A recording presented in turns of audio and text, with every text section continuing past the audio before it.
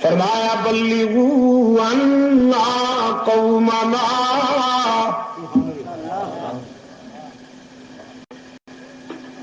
بلغوا عنا قومنا انا لقینا ربنا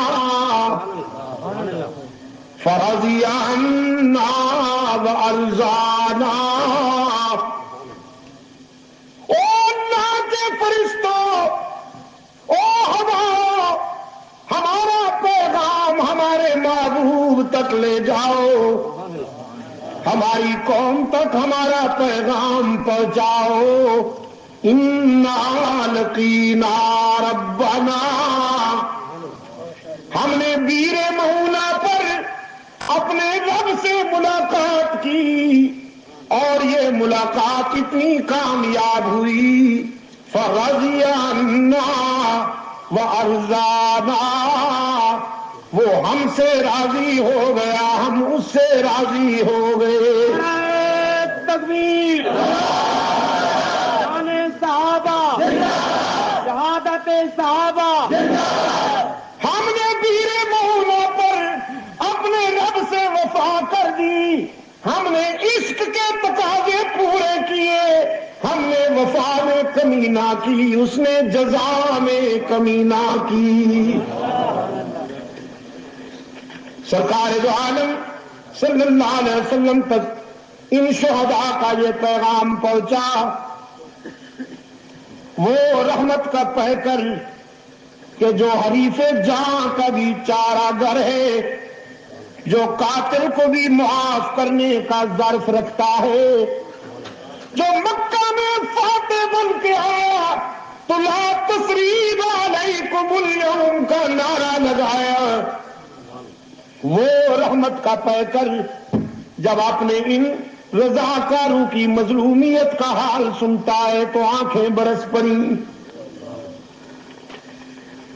حزن و ملال دیکھا نہیں جاتا تھا، اور ایک عرصے تک نماز صبح میں رکوع اور سجدے کے درمیان رحمت عالم صلی اللہ علیہ وسلم نے قنوت نازلہ پڑھی اور ان بدبختوں کے لیے ہلاکت کی دعا کی،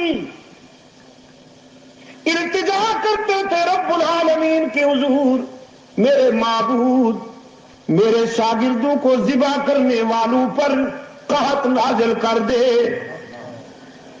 کنعان والا قحط نازل فرما دے، ان بدبختوں کو ہلاک کر جنہوں نے میرے رضاکاروں کو ذبح کیا ہے۔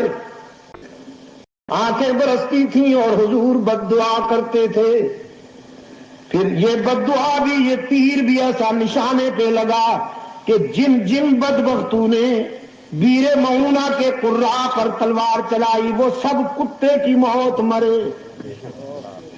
یہی عامر بن طفیل رات کو ایک غلط جگہ جا کے سویا، طاعون کی گلٹی نکل آئی، ایک رات میں وہ اتنی بڑی ہو گئی کہ اٹھا نہیں سکتا تھا، وہیں بلک بلک کر مر گیا، کتے کی موت۔ لیکن آپ سے پوچھتا ہوں پشاور کے روشن ضمیروں، کل کیا ہونے والا ہے کون جانتا ہے؟ اگر میرے آقا کو یہ معلوم ہوتا کہ بیر مؤونہ پہ جا کر میرے رضاکاروں کو ذبح کر دیا جائے گا تو پوچھیے اپنے ضمیر سے اور بتائیے بھیجتے میرے آقا؟ اپنے ان 70 قاریوں کو بھیجتے؟ بھیجا میرے آقا نے، اس لیے کہ کل کی باتیں اس کے سوا کوئی نہیں جانتا، قانون ہے، قرآن کریم کا ضابطہ ہے، ما تدری نفس ماذا تکسب غدا، کل کیا ہونے والا ہے کون جانتا ہے؟ ہی پہ زور دے کر تاکہ بھی کے بیماروں کو شفائے کاملہ نصیب ہو جائے، دائیں بائیں بھی دیکھ کر کوئی چپ بیٹھا ہو تو اس سے بھی کہلوائیے کل کیا ہونے والا ہے کون جانتا ہے؟